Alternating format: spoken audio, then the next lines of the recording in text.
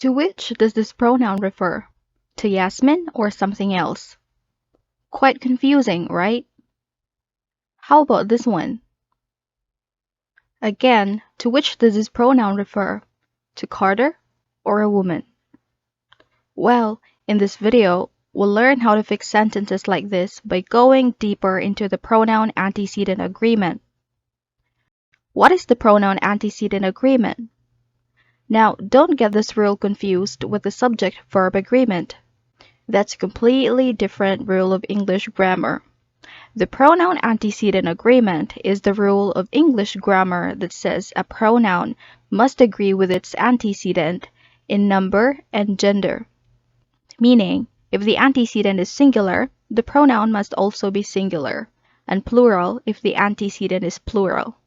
If the antecedent is feminine, the pronoun must also be feminine. Masculine if the antecedent is masculine, and neutral if the antecedent is neutral. As in, if my sentence is this, the pronoun in the later part of the sentence must agree with the word it replaces, which is called the antecedent. So the antecedent is the one being replaced by the pronoun we use.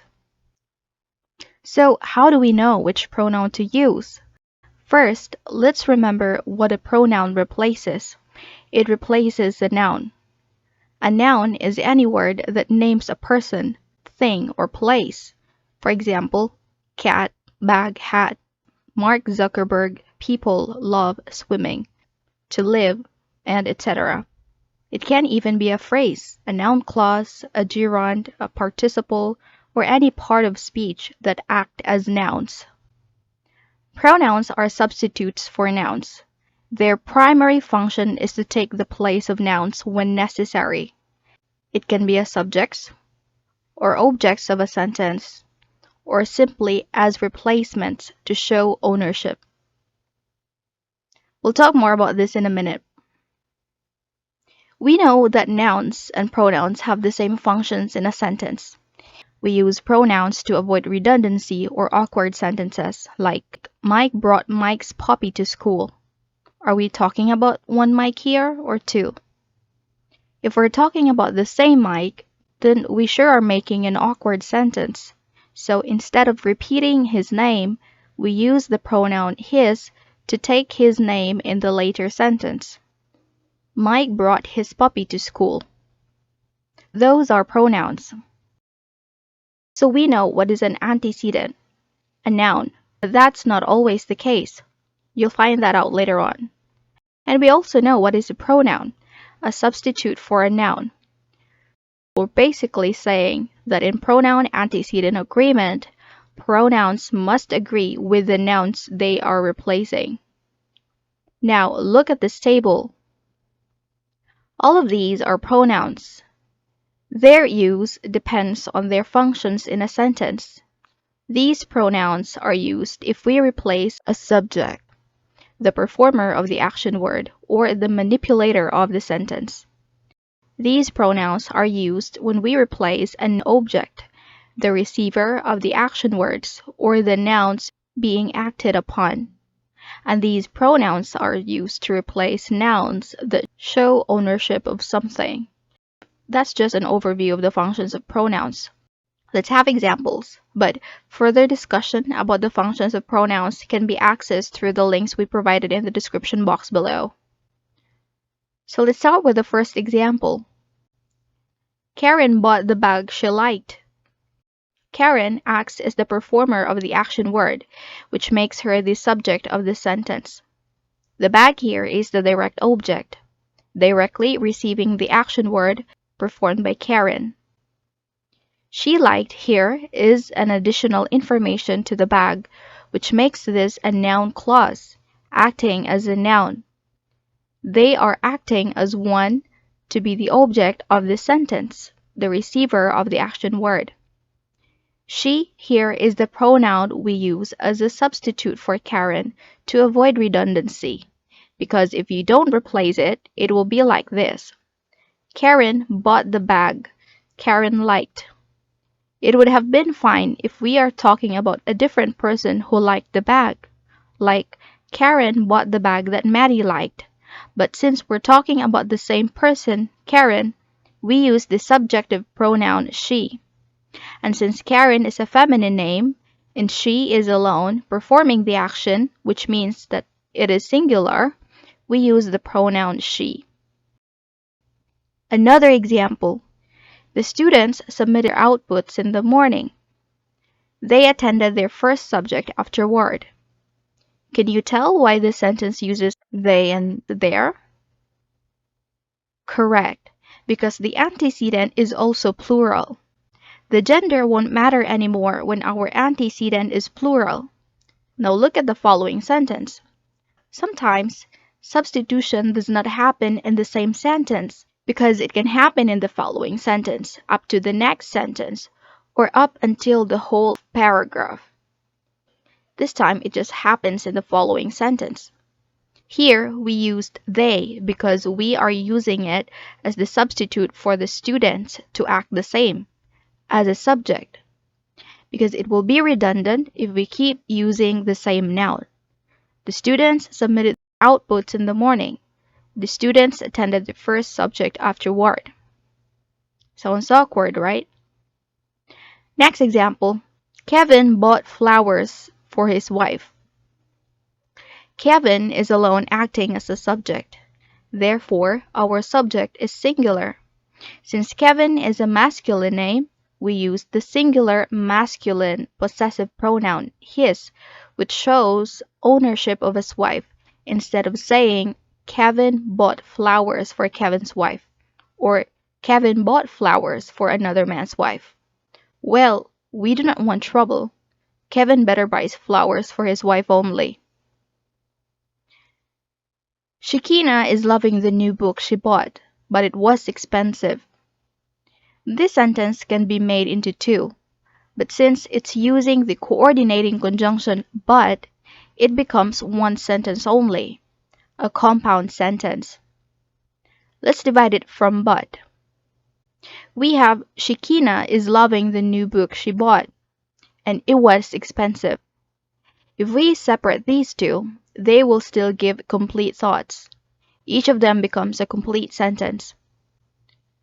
Shekina is the one who bought the book, so when we add the information to the object, we use a pronoun instead of repeating her name. Since Shekina is a feminine name and singular, we use the pronoun she.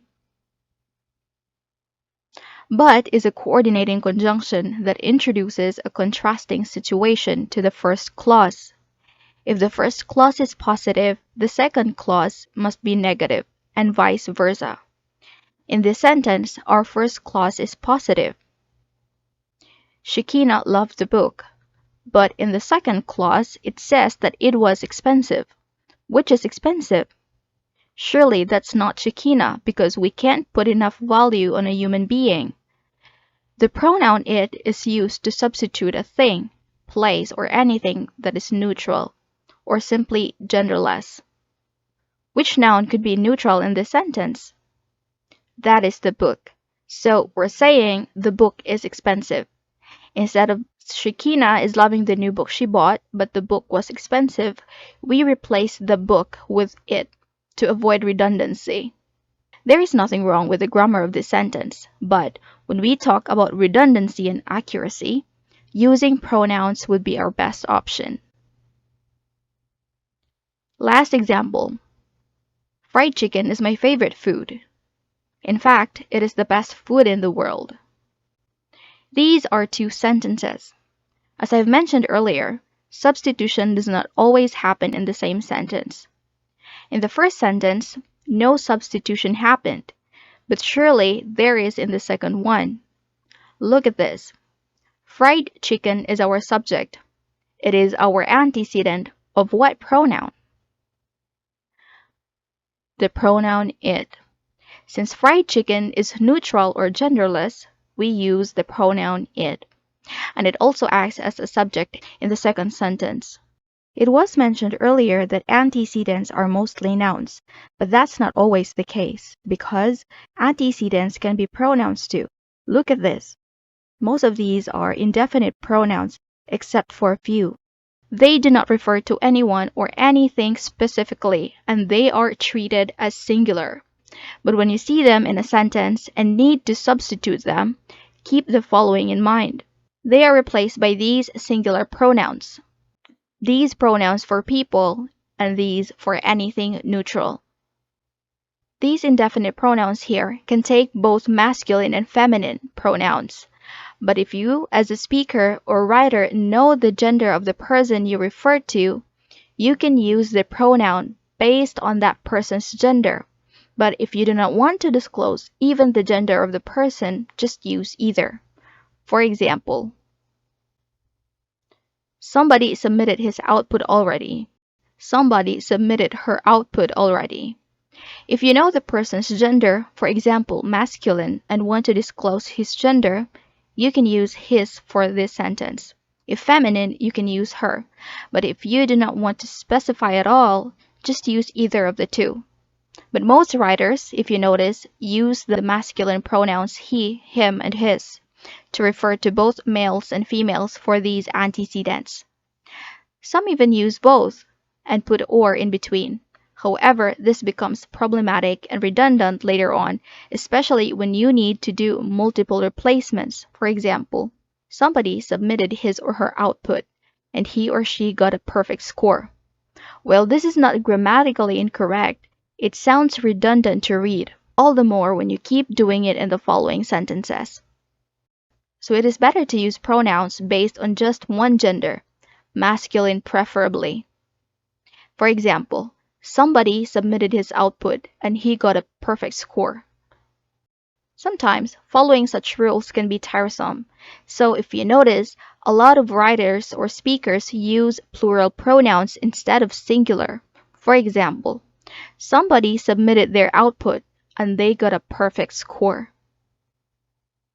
But if you want to use plural pronouns and still follow rules, you can use nouns instead of pronouns as antecedents. For example, the students submitted their outputs and they got perfect scores. Now that is much better. Something, anything, and everything refer to anything except people, and they take the singular pronouns it and its. For example, something bit me. I feel it was a red ant. Its bite was painful and itchy at the same time. Anything is possible as long as you trust it unto God. Each, either, and neither takes singular pronouns too. They can refer to both people and things. When they refer to people, their gender is easier to identify compared to these, because they are mostly paired with nouns that tell you whether the person you refer to is female or male. For example, each of the girls is showcasing her talent well. Either of those two men lost his wallet. Neither of these boys wore his slippers. In these sentences, even if we use each, either, and neither, we still know what pronouns to replace them later on because of the nouns that follow them, which tell us of the gender they refer to. But this is not always the case. Sometimes the following nouns don't give a hint of gender. For example, each person deserves a significant other that respects him. Every person deserves a significant other that respects her. But as I have said earlier, if you do not know the gender, or if you do not want to disclose the gender of the person, instead of using him or her, you can use plural pronouns like them. But that would be informal, so it's better to use the universal pronoun he, his, or him. For this sentence, him.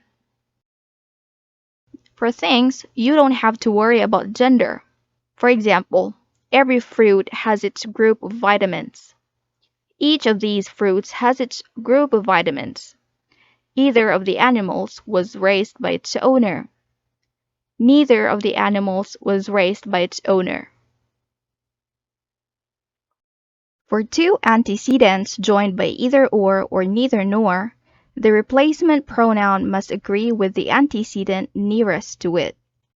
For example, either Jenna or her friends will bring their guests. Friends here is plural, and it is the closest to the replacement pronoun, their. The replacement pronoun then should agree to friends. Since it is plural, we use their. Either the attendees or Jenna will bring her guests. Jenna here is singular and closest to the replacement pronoun. Therefore, we base the replacement pronoun on Jenna to agree. Since Jenna is singular and feminine, we use the pronoun her. The same thing for neither nor. Two or more antecedents joined by and should be replaced by a plural pronoun. For example, Shakina and friends will bring their plus ones. The students and teacher will bring their own lunch.